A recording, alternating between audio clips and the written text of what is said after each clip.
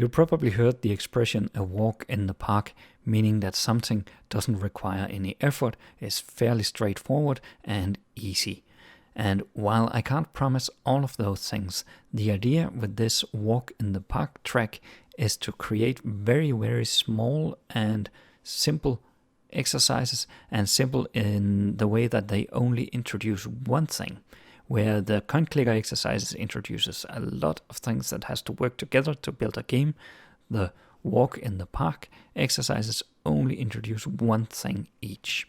And right now there's an exercise in setting up that I'll come to, and then there are 3 exercises following that. And you can see they are all optional, they don't require each other, you can choose to do them in any order you want.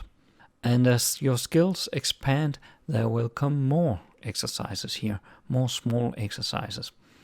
So every single one is happening in this environment in the park, where we have a dog and a cat that does various things. For instance, the first exercise, when the user clicks, make the cat jump once when the user clicks it, and make the dog jump wildly. This is one exercise, 3 lines of JavaScript or something like that. Another one, when the animation ends, make the dog come in from left to the cat, and when the dog reaches the cat, make the cat jump. Use animation end.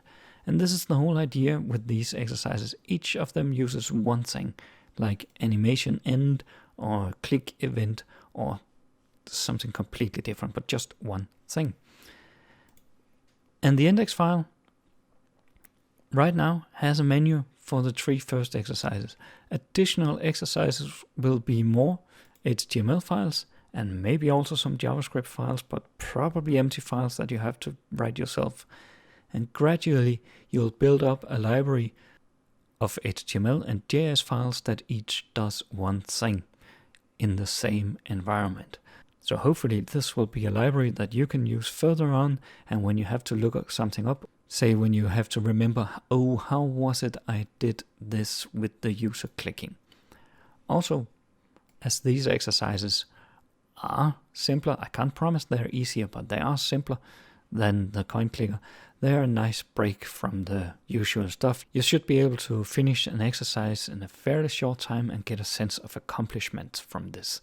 And also, it's a good way of asking others. If you have problems with the click event exercise, then you ask others and you will learn a lot about the click events. If you have problems with click events in other exercises and you haven't done this yet, you can go back to it and get some practice. So enjoy, and don't worry, it's going to be a walk in the park.